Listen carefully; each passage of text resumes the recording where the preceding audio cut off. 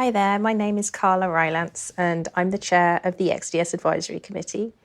Welcome to the XDS podcast. If you are an avid listener to the podcast, you may be wondering, where's your good friend Chris Wren? Well, he's still around. He's just passed the baton on to me, so I hope I can do him justice and that my Middle-earth accent isn't too difficult to understand. It's that time of year again. It's GDC, and of course that means XDS Ignite as well. Maybe some of you are listening from the comfort of your economy airline seat on the way to San Francisco, or enjoying this from the comfort of your desk while glad not to be in the hustle and bustle of all of that. Either way, we have a real treat for you for today's episode of the XDS podcast. Today we're going to be presenting an extremely important panel that was hosted at XDS back in September 2023. I was there live in the flesh, and it was extremely insightful and was full of the most wonderful individuals from some of Ukraine's top external development studios. The panel was called Resilience in Action, How External Development Companies Navigate Crisis, and it was hosted by Shark Mob's Class Grim. And the panel delved into the experiences of external development companies with Ukrainian roots that have recently navigated serious adversities, namely the Russian war of aggression and economic turbulence. I really was moved by some of the personal stories of those on the panel that were talking about the early days during the invasion and the lengths that their companies had to go to keep business running as smooth as possible, even through these really tough times. It was very inspiring. They talked about having to rehome people, making bunkers and shelters within their office space and relocating service to completely different countries. It must have been so much to go through. And still they deliver services to their partners as semi-usual, which is fantastic.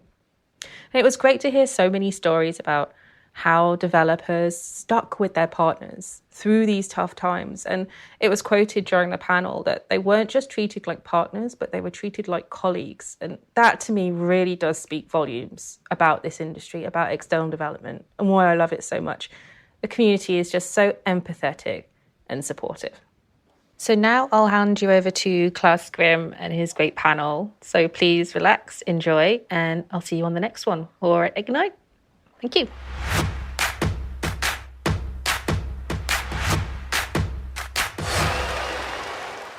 Before we start, I would like to read a few words that I have prepared, since this is a heavy subject. Almost all of today's video game releases have some part of their production in Ukraine. So when Russia attacked Ukraine in February last year, it really hit home for us, the video games industry, an industry that's usually detached from the worst of the real-world problems. This is taking place at a time of financial crisis. 2 years of high inflation rates have had an effect on the video games industry, which went through the previous financial turbulence relatively unaffected.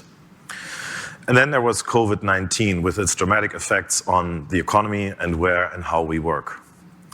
Despite all these challenges, the Ukrainian games industry today stands strong. And that's thanks to the incredible resilience, but also the unwavering support from its partners. Many of who are in this room here today have played a part in this.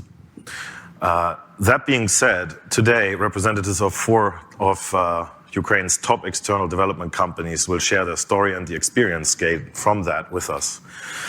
I'm both honored and humbled that you are sharing that with us. For those who had no interaction with the Ukrainian games industry recently, I hope the next 45 minutes will provide valuable insight, first-hand insight. For those who've been working with and supporting Ukrainian companies, I hope you can see how the sum of your decisions had a real impact, not just on a small scale. Supporting the Ukrainian economy means supporting their fight for freedom and independence. Last but not least, I hope we can all reflect if we are ready to make the right decisions in difficult situations, and we can stay true to our moral standards. With that out of the way, please introduce yourselves. Who are you? What is your studio? What are you doing? Where are you located? How many people you have? All the good stuff. Let's start with Alina. So I'm Alina. I represent Virtuos, and more precise, I represent VOLMI Games, which is a studio based in Kyiv, Ukraine, and we became a part of Virtuos in 2022. I'm account director for VOLMI specifically, just to make sure that our clients have the good connection within the group to our team. Hi, my name is Daniel Poludyonny. I'm the head of the Nix Game and VR studio. We're a part of a company called Nix, which is a global outsourcing vendor in software development with more than 2,000 people. That's been around more than 20 years. And I've been with the studio for about 6 years. We specialize in full cycle development, co-development, and art production. Hi, my name is Sviat. I have a position of being chairman at Roommate Group. Roommate Group is a global external game development, co-development, art production, trailers, and QA company. We have 1,600 people. And when the war started, we had 800 people in Ukraine. Now we have half of that amount, like half of 1,600 people. My name is Yurii, Kompanieiets, CEO Ulysses Graphics. Our company is at about 120 people. We've been in business since about 2005, making top-notch graphics for AAA games, mostly. Thank you very much. So I'm going to walk through in probably 3 questions, a bit chronologically, through the events, and then hopefully we can end with some advice and probably a bunch of good questions. So, but let's return to February 2022, or the beginning of that year. The financial crisis is starting to bite. The inflation rates are going up. And the international community observes a large buildup of Russian troops on the border of Ukraine and the territory of Belarus and Russia. The Russian army attacks, closes in on Kiev. Contrary to what most people believed, the Ukrainian forces put up an incredible defensive fight. The advance is stopped in March. In April, the army retreats. This was succeeded by a period of severe missile attacks on the infrastructure, causing problems with electricity supply. Those early dark days, how did that play out for you? And were you prepared in any way? Did you make some preparations? How did your business partners react in the first few weeks or in the first few days? Yurii, you are based in Kiev, everyone is there. Did you have any preparations? How did it play out? Yeah, just before the full-scale invasion, there were talks about that it may happen. But to be honest, in Ukraine, nobody believed that it would. Just the chance of that happening, everybody was giving a very small percent. But the implications were so high that we decided to actually take some steps. And the plan was to set up the second office in Lviv, which is in the western part of Ukraine, which would be a safer place in case something would have happened. So we almost rented a new office. Actually, our CEO, Anatoly, was on his way to Lviv to sign the contract when the invasion happened. So that kind of failed, but we had what we call the safe point. We set up safe points, one in Kyiv, in our office, which has a bunker and has a generator, so it's a good place for people to go to in case they don't know like what happens. And the second one we actually did set up in Lviv, and I was actually already there before the war started. We also took some steps to have a server in Germany in case something happens to our office. All the information is still there, it's backed up. And we've had a lot of conversations with our team. We've been talking about different potential scenarios, what we're going to do, how we're going to act. So psychologically, we thought we were prepared. So when things actually happened, we had a plan. We had a plan of what to do. Good. And Alina, I believe you had just completed the acquisition by Virtuos and were probably in the middle of integration. Did that make a difference, being part of a larger group? And maybe also did COVID affect your planning, being able to work remotely? Well, with COVID, like everyone was already professionals and fluent in working remotely. So I think that helped us once we were kind of relocating people and restructuring everything to settle it as soon as possible and as effectively as we could. But yeah, we were officially announced about the acquisition on 22nd of January. And basically we had only 1 month on the process where we were starting to integrate into new teams to get acquainted with our colleagues. And basically we had a new page opened for the VOLMI, and we had really a lot of changes, exciting changes, but big changes to do. And when Invention started, we had like unexpected change which overwhelmed all other aspects that we had, and we were trying to balance those things. So we were not stopping all the integration processes. We were trying to find the balance, and it was like being the part of a big group. At first was a bit scary because we were just like new to the group. Would we find the common language? And it was very surprising and so very helpful to all team members to see that all other studios were open to adjust some processes to find solutions with us.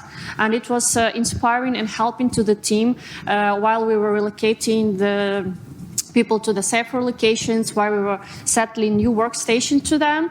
And with all that processes, we were still much more slower, but we were doing the integration process and we were having a great support. And I think that also was very helpful from emotional perspective, being a part of this group and having the feeling that all people think of you like your colleagues already. So they are not, so that's your new studio and they don't know much about you. Everyone was very involved to the process, and that was very helpful.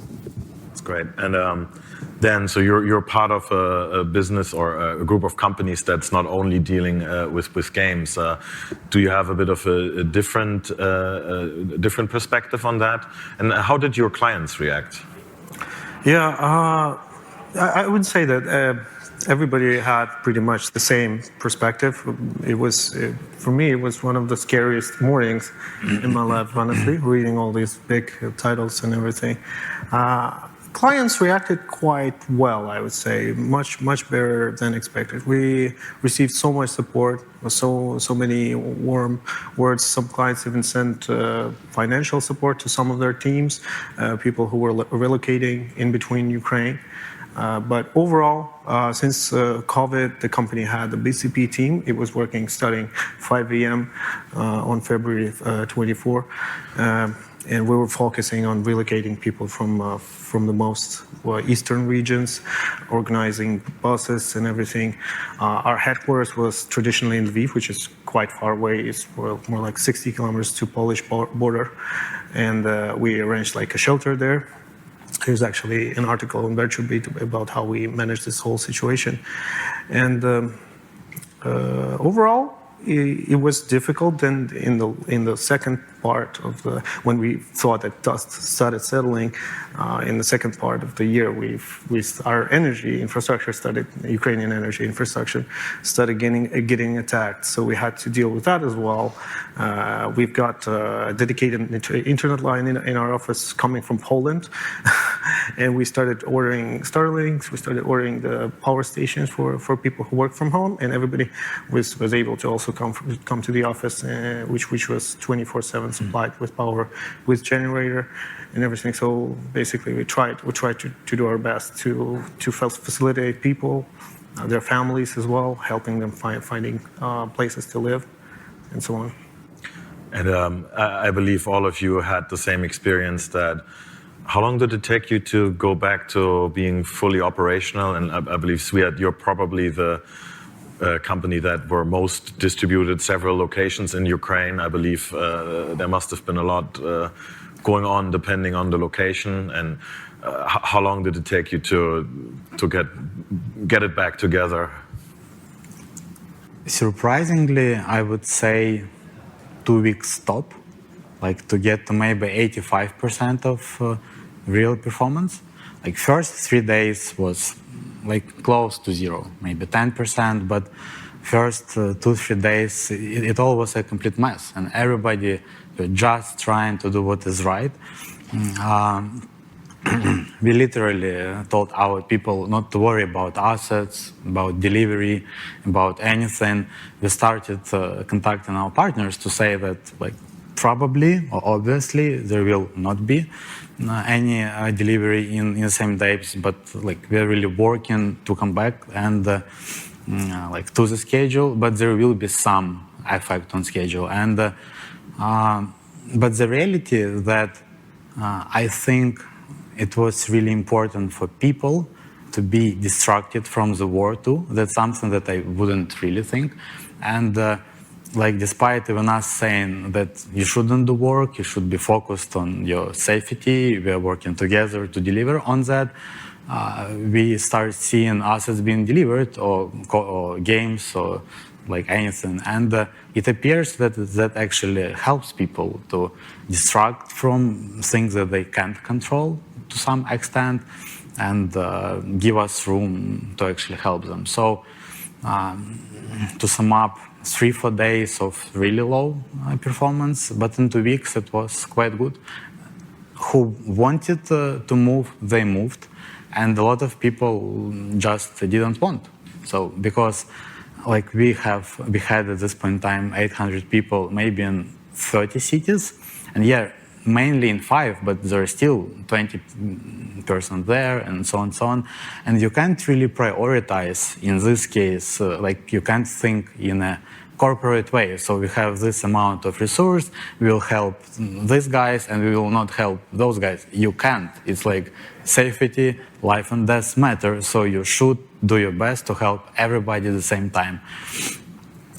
But 2 weeks after, when things settled and when everybody made their decision, things were surprisingly good. So. And I think when we talked, I think it was really great to hear that almost no clients pulled out their support. Everybody said we need to help our partners, treat them almost like colleagues, and I think that was really great to hear. But regardless of that support, I think it's remarkable how resilient all the companies were in Ukraine and bringing their operations back together at max within 3 months, being fully operational. Certainly not the outcome it looked like in the first few days. But now let's look a bit at the current situations. How is it looking for you right now? How is the talent situation? How is the operational situation?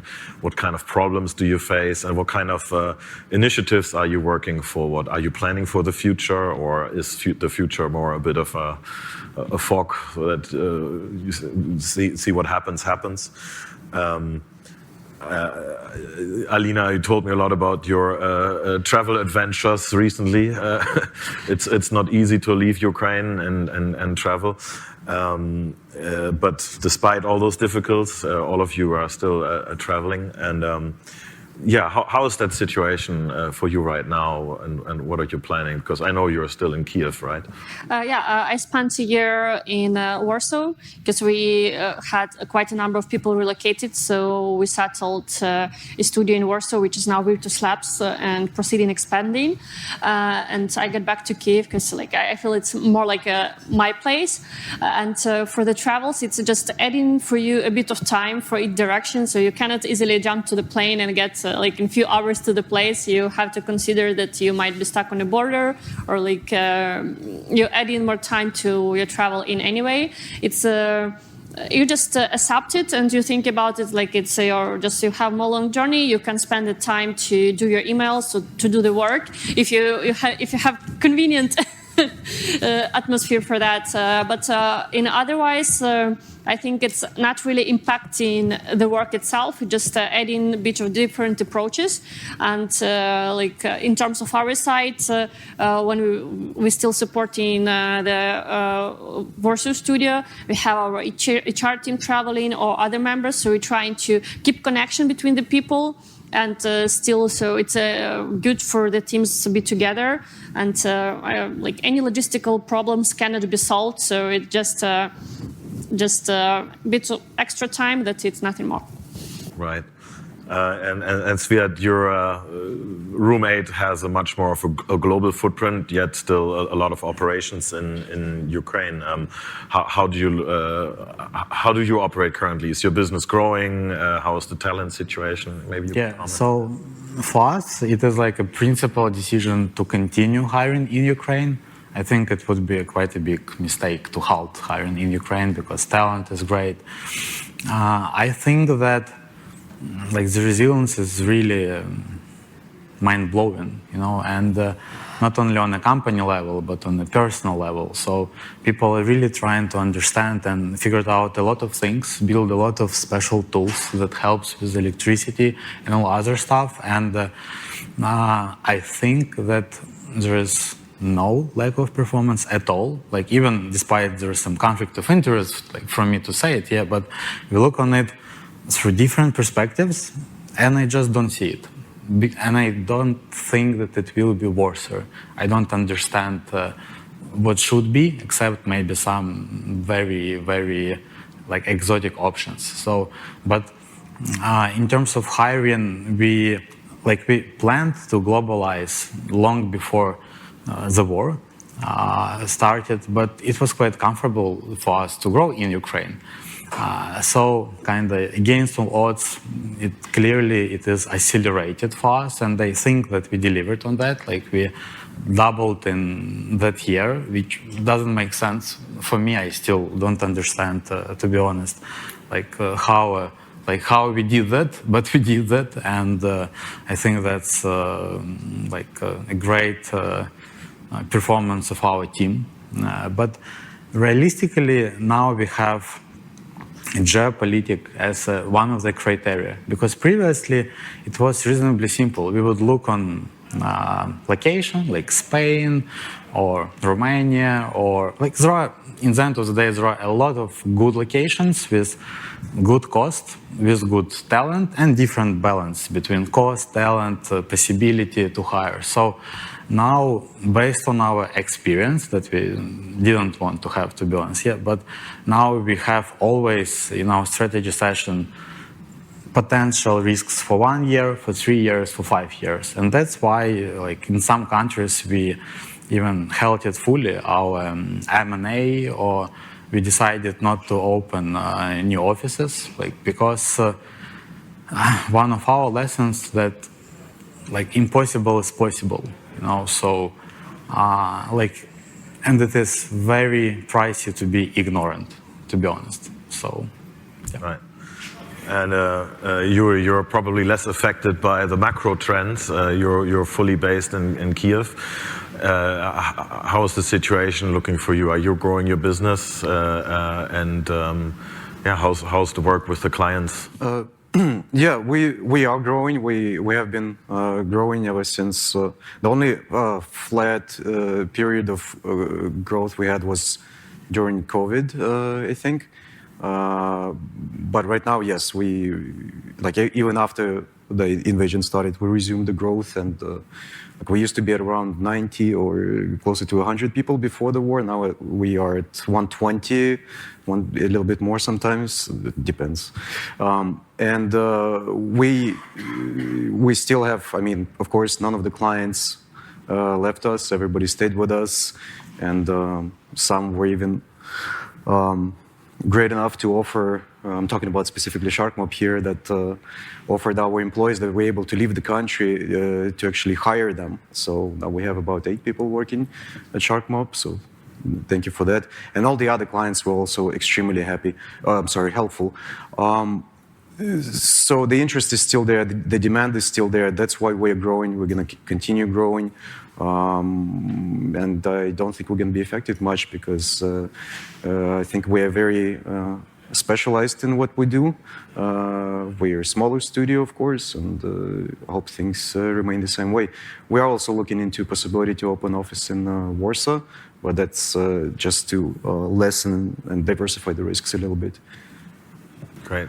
And Dan, I don't know if you have any comments on that or if you have a similar experience, but I think you're also working a little bit with the armed forces. Maybe you can talk a little bit about that. Yeah, we as a company, I think, donated quite a big deal of funds to our army. I think it was around 2.5 million, and half of that was raised from the employees as well.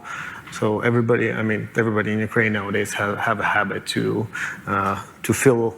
We have these little jars that people collect for drones or for vests or other things. But we also put our expertise to a good use here by cooperating with Lviv border guard unit that takes care of training of soldiers. So we basically took our expertise with Unreal Engine and game design and everything to help them develop a training simulator for mobile rocket launchers, so like anti-air and anti-tank, so that our soldiers could be more proficient in that and be trained much faster. It's quite a sophisticated device. We actually are using a tube of a used device that we modify using VR and additional physical controllers to track its position, to track the pressing of the button, because you need to prepare it first, and then you put on the VR headset, and then you find the target and you launch it. So it was just shown last week, the proof of concept of one of the models, but we have 50, and we want a training exercise for everyone, every single one. So yeah, but other than that, I would say it's pretty much the same with the diversification with locations.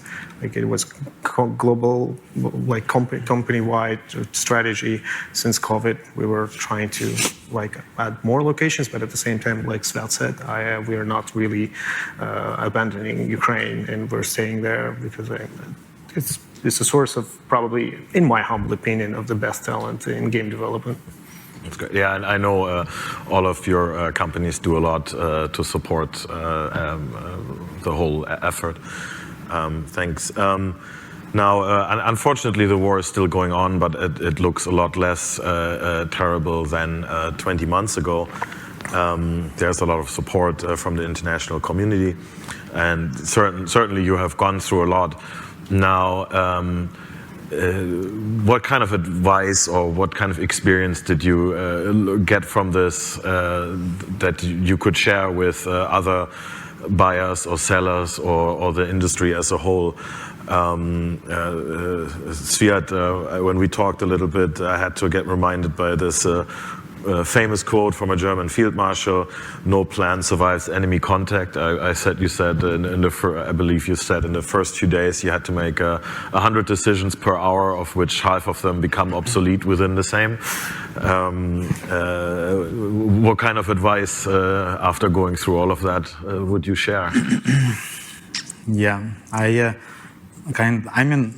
to some, I would say, extent, it's all still in the fog, and it was in the fog, like first 3 weeks in the fog, yeah. But I clearly remember one moment when I was writing one message, and I got 40 messages while I finished this message, and really, and it was, it isn't really clear how you can go through it. You just need to go. So you should continue going.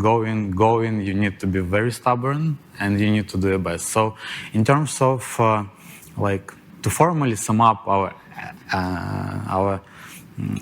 piece of advices, I think we'll need a few hours, yeah, but really to try to do it is, first, whatever you think is not possible probably is possible. So it's better to be prepared It's better to be safe than sorry. So, second, it's really important to have BCP plans. It's really important to prepare, but there is a possibility that it all doesn't matter. So you really need to embrace it. Like, quick examples. We contracted a transportation company. Before the war started, nobody believed. We still contracted. One of our owner has a friend, owner of transportation company, paid, contracted, was absolutely sure that in some cities we have a possibility to transport a lot of people. And in the first day when the rockets flew, drivers said in this transportation company said to the owners that they're not going to work, they don't care, they can be fired, goodbye. So you kind of realize that you don't have a transportation company, yeah?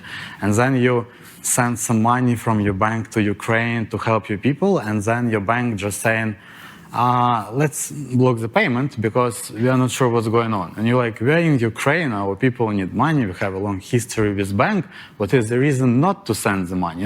Any logical. And they just said, there is war, we are not clear, we need 5 days to clear. What? We need money tomorrow, So I think that culture actually will play a bigger role than any plan. And it is really important to create an environment where proper culture and true people commitment can really make a difference. So, and second, you need really be able to make a lot of different decisions all the time. We had the situations when, when we made decisions in 2 hours, actually when we made them, they was completely outdated.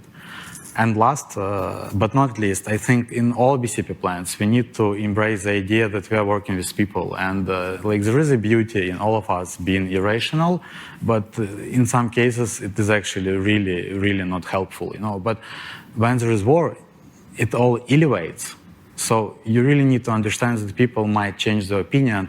Are they leaving or they're not leaving 6 times per day? And that's fine. So you need to build your plan around that and then kind of just adapt. So that's my part. Yeah, I think the big interesting point here is that are your decision-making processes actually flexible enough to react to all these unforeseen situations?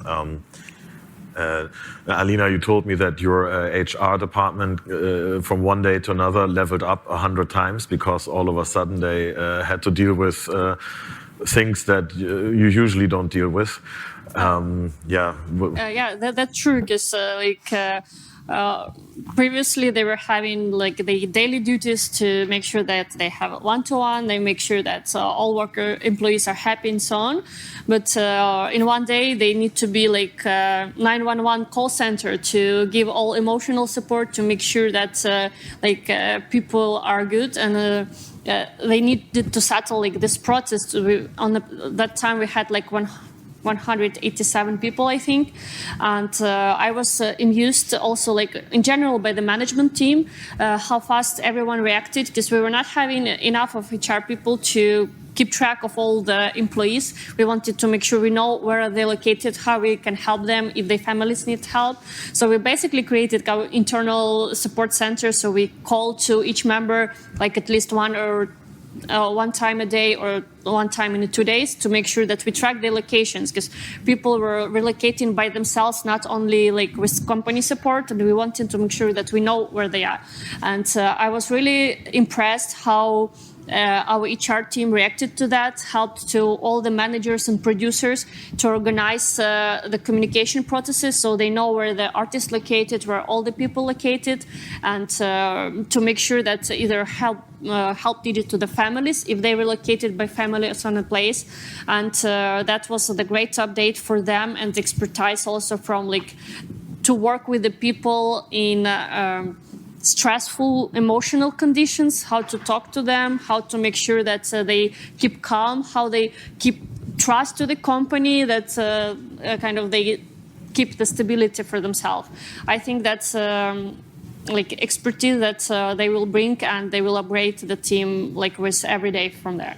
Yeah, that's incredible. And we're almost out of time, but Dan and Yurii, maybe if you can say quickly, if you would go back 20 months and could talk to yourself, what kind of advice would you have? Maybe then you can start. Yeah, I mean, have a BCP team in place and give them as much freedom of decision making as you can. And probably that would be, and the more kind of like long-term advice, business-wise, that diversify your business. Yurii. One of our core values in our company is people come first culture, and that includes both clients and our employees. Thanks to the strong relationships that we have established with our clients, they helped us out when we needed help, and thanks to the strong relationships with our employees, because many things that you guys have mentioned, we had the same thing, including the call center of HR and our IT guys. So they were just heroes because they stayed in Kiev to make sure that the servers are running, the computers are operating. And again, they did it because of the loyalty, the trust they have built up with each other.